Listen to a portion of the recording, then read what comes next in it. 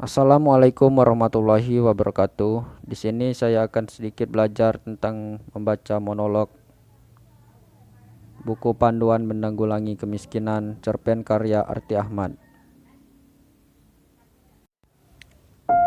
Monolog cerpen buku panduan menanggulangi kemiskinan cerpen karya Arti Ahmad. Buku panduan menanggulangi kemiskinan, begitulah bunyi judul buku yang ditemukannya. Judul buku itu dicetak tebal. Di bawah terik mentari pukul 2 siang, dia masih berdiri di samping bak sampah tempat di depan sebuah rumah besar. Di dalam bak sampah itulah dia menemukan buku bersampul hijau lumut itu. Dia mencoba mengeja judul kecil yang tertulis di bawah judul utama. Meski tak benar-benar pintar membaca, setidaknya dia bisa mengeja secara perlahan-lahan. Kiat-kiat mengeluarkan diri dari jerat kemiskinan, matanya membulat, bibirnya tersenyum sumringah. Dimasukkannya buku itu ke dalam kantong plastik di tangan kirinya, sedangkan di bahu kanannya tergantung karung besar berisi botol-botol plastik hasil memulung hari ini. Sukandar menatap rumah besar di depannya. Rumah nomor 77, nomor rumah yang semenarik bangunan rumah itu sendiri. Pilar-pilar rumah menonjol dari balik gerbang setinggi lebih kurang 2,5 meter. Bukan hanya pilar-pilar rumahnya yang tampak dominan, jendela-jendela besar lagi tinggi juga tampak demikian menjulang. Berkali-kali Sukandar memulung di daerah rumah ini. Ancap kali itu dia berpikir bagaimana caranya membersihkan kaca jendela sebesar dan setinggi itu. Sekali lagi dia melongok buku panduan di dalam tas kresek tangan kirinya. Tentu nanti setelah sampai rumah dia akan meminta Nur Laila, anak semata wayangnya, membantu membaca isinya. Nur Laila sudah duduk di kelas 2 SMP, gadis remaja yang pintar, selalu ceria dan memiliki cita-cita ingin menjadi dokter. Mengapa ingin menjadi dokter? Suatu kali Sukandar bertanya ketika Nur Laila meracau menyoal sekolah dokter. Iya, ingin saja. Jadi dokter kan bagus, bantu orang sakit. Katanya gaji dokter besar. Nur Laila menjawab dengan bersemangat. Dia masih duduk di bangku kelas 5 SD waktu itu. Tapi sekolahnya mahal, Sukandar melimpali. Kan ada beasiswa. Kalau tidak dapat beasiswa, ya makanya nyari beasiswa. Lah, memangnya beasiswa sekolah dokter seperti botol bekas yang bisa kita cari atau kita pulung setiap hari? Mendengar ucapan bapaknya, mata Nur Laila membelalak gusar. Obrolan hari itu berakhir dengan kekesalan Nur Laila. Selama berjam-jam, gadis itu hanya berjongkok di tumpuk-tumpukan karung botol plastik. Sukandar hanya membisu, tangannya hanya sibuk menyerut plastik penutup di gelas-gelas air mineral. Dirinya bukan tak mendukung keinginan Nur Laila, tapi ada kegelisahan-kegelisahan yang kerap dirasakan Sukandar. Ia masih ingat betul pada Parwandi, anaknya Maksum, kawan pemulungnya. Pemuda berumur di ambang 25 tahun itu sekarang stres berat. Maksum bercerita bahwa Parwadi ingin sekali menjadi seorang insinyur. Tapi apalah cur, Maksum tak ada biaya, sedangkan Parwandi susah mendapatkan beasiswa meski dia tergolong anak cukup pintar. Setelah itu, Parwadi kerap menangis, tertawa, dan berkeliling kampung sambil bertelanjang dada. Sukandar khawatir hal yang sama dialami Nur Laila. Tapi kini Sukandar membiarkan Nur Laila bermimpi menjadi dokter, cita-cita yang sudah diperam Nur Laila selama 4 tahun di hati dan kepalanya. Nur Laila menatap buku yang dibawa Sukandar dengan keheranan. Dibolak-baliknya buku itu beberapa kali. Baru kali ini dia tahu ada buku panduan semacam itu. Buku panduan menanggulangi kemiskinan. Bapak, temukan di depan bak sampah rumah orang kaya di Jalan Guntur. Kelihatannya itu buku mereka sangat miskin dulu. Lantas setelah Kaya dibuang. Apa benar ini buku mereka? Nurlaila tampak sedikit tak percaya. Ada kemungkinan begitu. Itu bak sampah mereka. Tentu sampah di dalamnya juga sampah milik mereka. Sukandar duduk di depan hadapan anaknya. Cobalah baca. Mungkin kita bisa jadi kaya setelah membaca bukunya. Nurlaila mengangguk-angguk. Dengan patuh dia membaca dari halaman pertama. Dia mulai dari kata pengantar, daftar isi, dan seterusnya. Kiat pertama yang tertulis di buku itu tak lain adalah menabung. Suara Nurlaila cukup lantang saat membacanya. Mengapa kamu membacanya keras begitu? Sukandar menegus saat suara Nurlaila semakin melengking. Biar tetangga juga dengar, dan mereka juga tahu ada cara-cara menanggulangi kemiskinan. Kan tetangga kita sama-sama miskin. Bukan hanya Sukandar yang miskin. Sederet penghuni rumah bedeng di sebelah tanah bongkaran itu juga miskin semua. Bahkan sampai ke bapak RT-nya pun miskin. Kemiskinan demikian akrab di lingkungan mereka. Bahkan sampai beranak piak pun tetap miskin. Dengan membaca buku panduan itu dengan suara lantang, Nurlaila berharap tetangganya juga mendengar dan bisa kompak keluar dari jerat kemiskinan. Di bagian menabung, dijelaskan bahwa untuk keluar dari kemiskinan, tentu salah satunya adalah menabung. Menyisihkan uang agar dapat digunakan saat keadaan genting atau ketika ingin mengembangkan suatu usaha. Menabung adalah hal terpenting.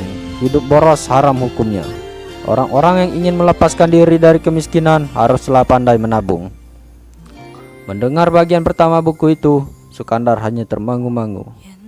Dalam sehari saja kadang dia tak mendapatkan uang selama sekali.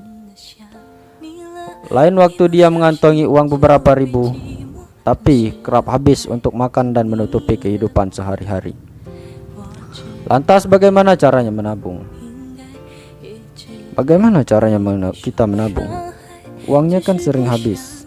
Bapak sering tidak pegang uang. Sukandar menghela napas kesal. Nurlaila bangkit dari duduknya. Diambil sebuah celengan babi berwarna merah muda. Celengan itu diberi Mak Ipah, tetangga sebelah, dari hasil memulung. Celengan itu masih bagus, meski bagian perutnya sudah berlubang. Tapi Nurlaila sudah menutupnya dengan selotip bening. Bapak, nabung di sini aja. Beberapa gitu. 1.000, 2.000 misalnya. Nurlaila menaruh celengan itu di tengah meja. Dapat dari mana celengan ini? Sukandar baru pertama kali melihat celengan babi itu. Dari Mak Ipa. Katanya dia dapat dari memulung di kompleks sana. Nurlaila menunjuk ke arah barat. Kenapa babi? Dahi Sukandar mengkerut. Mengapa tidak boleh babi? Nurlaila menimpali keheranan. Babi kan haram. Ini kan cuma celengan babi, bukan babi beneran. Tidak bisa bergerak juga. Lantas keduanya terdiam. Mereka hanya menatap celengan babi yang tenggorok di atas meja. Sudah ada isinya. Sukandar memecah keheningan. Sudah. Dengan semangat Nurlaila mengguncang celengan babi. Terdengarlah bunyi gemerincing uang koin dari dalamnya. Ada 3 uang 500-an yang menghuni perut si babi. Sukandar menggeleng-geleng. Bagaimana juga dia merasa pening memikirkan cara untuk menabung, sedangkan uang saja kadang dia tak punya. Selama berhari-hari Nurlaila masih membacakan buku panduan menanggulangi kemiskinan untuk bapaknya. Suara bocah itu demikian jernih ketika membacakan kiat-kiat di dalamnya. Sementara istrinya meninggal 6 tahun lalu akibat penyakit ispa kronis. Sukandar hanya hidup berdua dengan Nurlaila. Meski tumbuh di rumah bedeng, Nurlaila menjadi anak yang pintar dan bersemangat. Seperti siang ini, dia membaca buku panduan itu dengan suara lantang seperti hari-hari sebelumnya. Sementara Nurlaila masih bersemangat. Tidak untuk Sukandar yang wajahnya lebih sering terlihat masam. Setelah buku panduan itu hampir selesai, Sukandar menjadi yakin bahwa buku itu tidak benar-benar ditunjukkan untuk kaum miskin seperti dirinya. Misalnya saja setelah menabung. Yang harus dilakukan adalah berinvestasi. Entah apa lagi yang dimaksudkan dengan investasi itu. Sukandar tak mengerti.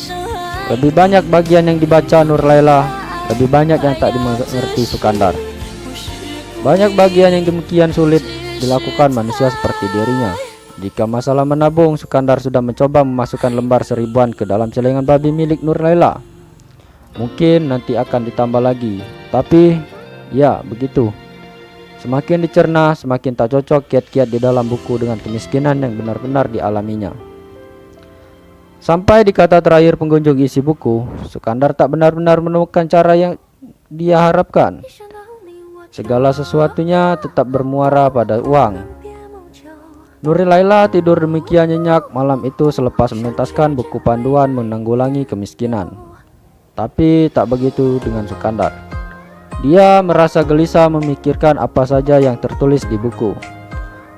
Ada pemikiran mungkin penulis buku itu hanya sekedar iseng, atau mungkin benar-benar kiat-kiat itu bisa diamalkan. Lantas bayangan rumah bernomor 77 itu melintas di kepalanya. Sukandar sudah memutuskan besok dia akan bertanya langsung kepada pemilik rumah soal buku panduan yang ditemukan di tempat sampah rumahnya itu.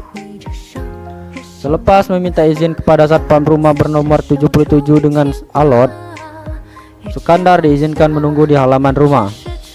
Mata Sukandar membelalak lantaran takjub saat melihat mobil-mobil mewah berderetan di garasi rumah. Tak lama kemudian, pemilik rumah muncul di tengah matahari yang mulai terik pukul 10 siang. Pemilik rumah muncul dengan masih mengenakan baju tidur. Lelaki bertubuh tambun itu berdiri di tangga paling atas serambi rumah. "Ada perlu apa, Pak?" tanya sang tuan rumah keheranan melihat Sukandar. Ia mengingat-ingat, kenalkah dia kepada pemulung di depannya itu. "Saya ingin bertanya tentang buku ini, Pak. Buku panduan menanggulangi kemiskinan milik Bapak." Sukandar memperlihatkan buku bersampul hijau lumut di tangan kanannya. Kini bukan tuan rumah saja yang keheranan. Satpam yang berdiri tak jauh dari Sukandar pun tampak heran. Keduanya hanya membengong. "Saya tidak tahu punya buku semacam itu," sang tuan rumah menyaut setelah berhasil membuka mulut. "Saya menemukan ini di bak sampah depan rumah Bapak." "Tapi itu bukan milik saya. Samsul siapa yang membuang sampah di bak depan?" Kali ini tuan rumah bertanya kepada satpam yang sendari tadi hanya bengong. Akhir-akhir ini saya dengar iuran sampah naik banyak, Pak. Jadi kelihatannya banyak orang yang nitip buang sampah di bak depan Bapak. Nyuri-nyuri waktu saat malam," kata Samsul sambil tersenyum masam. "Terus ini milik siapa? Saya sudah membacanya sampai selesai dan ingin tahu apakah kiat-kiat di dalamnya berhasil." "Saya tidak tahu, itu bukan buku saya. Saya sendiri menjadi kaya tanpa buku panduan." Kali ini Sukandar yang membengong, wajahnya terlihat kebingungan. Melihat wajah Sukandar, tuan rumah tertawa. "Lagi pula jangan mudah percaya, Pak, pada buku begitu, Pak. Tidak ada buku panduan yang benar-benar cespleng selain buku panduan bagaimana menggunakan remote TV."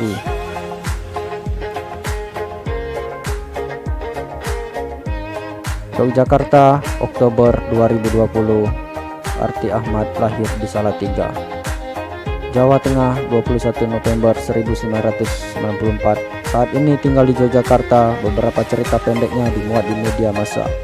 Buku terbarunya Manusia-Manusia Teluk, terbit di Buku Mojok Februari 2020. Sekian dari monolog cerpen saya kali ini. Wassalamualaikum warahmatullahi wabarakatuh.